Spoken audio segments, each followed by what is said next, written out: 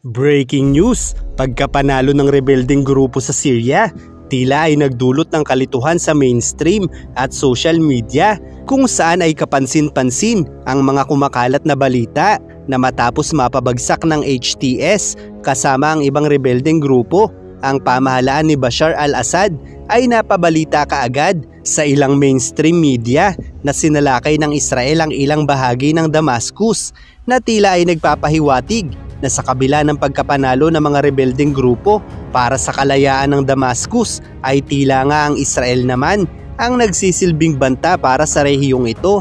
Matapos kasing ideklara ng HTS ang pagkapanalo nila sa Damascus noong December 8 taong kasalukuyan, ay nagbigay ng pahayag ang leader ng HTS na tumutukoy sa isang makabuluhang tagumpay na nagbubukas ng bagong kabanata sa kasaysayan ng rehiyon, kung saan binanggit dito na ang kasaysayan ng rehiyon, partikular na ang Syria, ay puno ng panganib at ayon sa leader ng HTS, ang Syria ay naging isang playground para sa mga ambisyon ng Iran na nagdulot ng pagkakawatak-watak sa relihiyon at nagpalaganap ng katiwalian. At sinabi nitong tapos na umano ang panggagamit ng Iran sa bansang ito para sa kanilang mga sariling interes, isang pahayag na malinaw na pumapabor para sa Israel. At bagamat ang Israel at US ay itinuturing na teroristang grupo ang HTS, ay ipinabatid ng kanilang leader na si Abu Muhammad al-Julani na nauunawaan umano nito ang Israel at US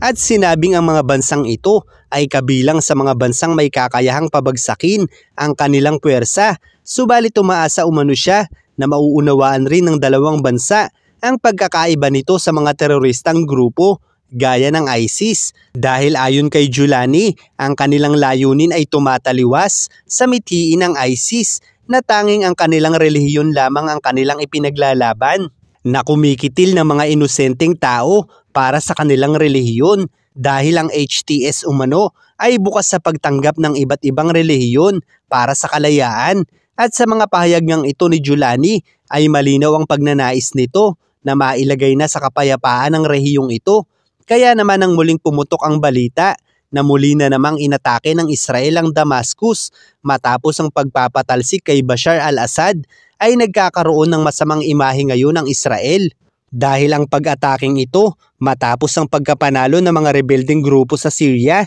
para sa kanilang kalayaan ay maaaring maituturing na direktang pag-atake sa mga rebelding grupo. Subalit sa aking masusing pagsasaliksik ay napag-alaman ko na ang mga balitang ito gaya ng pag-atake ng Israel sa Damascus ay naganap pa noong December 3, 2024 kung saan ay inatake ng Israel ang ilang bahagi ng Damascus upang wasakin ang mga kagamitang pandigma ng puwersa ni Assad sa layuning maiwasan umano ng Israel na magamit pa ito ng mga rebelding grupo laban sa kanila. Subalit ang pag-ataking ito rin ng Israel sa Syria ay nagkaroon ng mahalagang papel sa pagkapanalo ng HTS laban sa kanilang gobyerno, dahil sa pamamagitan nito ay nangangahulugang nawasak na ng Israel ang mga kagamitang pandigma ng Syrian government laban sa mga rebelding grupo. At sa kasalukuyan nga ay hindi kinukumpirma ng Israel ang nasabing bagong pag-atake sa Damascus.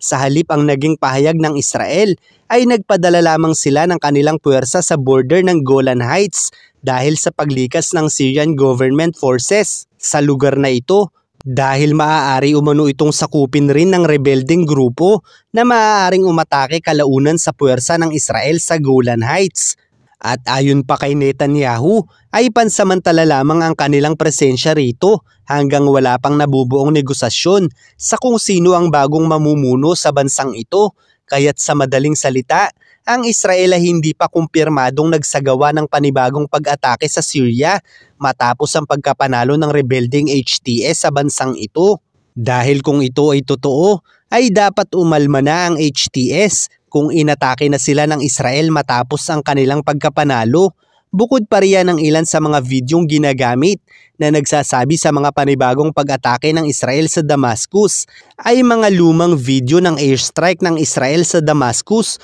noong December 3. Samantala ang ilan namang video ay mula sa mga bagong pag-atake ng Turkey sa ilang Kurdish forces sa northern Syria, habang ang ilan naman ay mula sa bagong pag-atake ng US sa ilang posisyon ng mga natitirang ISIL na kilala rin sa tawag na ISIS sa Syria. Ang mga misleading na balitang kumakalat ngayon sa mainstream media at social media na nagsagawa ng panibagong airstrike sa Damascus ang Israel ay nag-ugat dahil sa mga pag-uulat na hindi na sinasabi ang petsa sa mga aktwal na kaganapan, gaya ng balitang ito na nagsasabing ayon sa Israel Defense Forces ay nagsagawa sila ng pag-atake sa Damascus noong Martes, kung saan ang petsa nito ay December 3, 2024 at nakapaloob sa ulat na ito na ayon sa Israeli Foreign Ministry na si Gideon Saar ay tinarget nito ang mga storage ng sandata ng Syrian government upang hindi na magamit pa ng mga rebelding grupo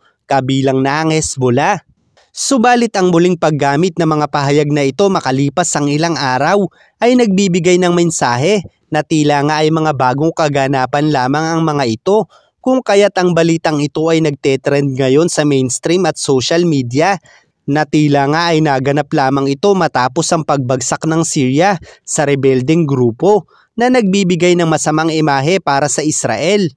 Na tila nga sa kabila ng pagnanais ng kapayapaan ng mga rebelding grupo ay sinisimulan na ng Israel ang pag-atake sa mga ito dahil bagamat rebelding grupo ang mga ito, sila naman ay nagrebelde lamang dahil sa diktadurang pamamahala ng kanilang gobyerno kung saan ang karamihan sa mga mamamayan nito ay kumalat na sa iba't ibang panig ng mundo dahil hindi na sila makabalik pa sa bansang sinilangan ng mga ito. Kaya naman sa pagkapanalo ng rebelding grupo laban sa pamahalaang ito ay maraming Syrian refugee mula sa Turkey at iba't ibang bansa sa gitnang silangan, kabilang na mula sa Europa, ang nagbabalik ngayon sa Syria sa pag-asang magkakaroon na ng maayos na pamahalaan ng bansa nila. Kaya't hindi maganda ang kumakalat na mga balita na inatake na agad ito ng Israel, lalo pa at hindi ito kinumpirma ng Israel at walang panibagong video na makapagpapatunay sa mga pag-ataking ito. Bukod pa riyan ay kahinahinala rin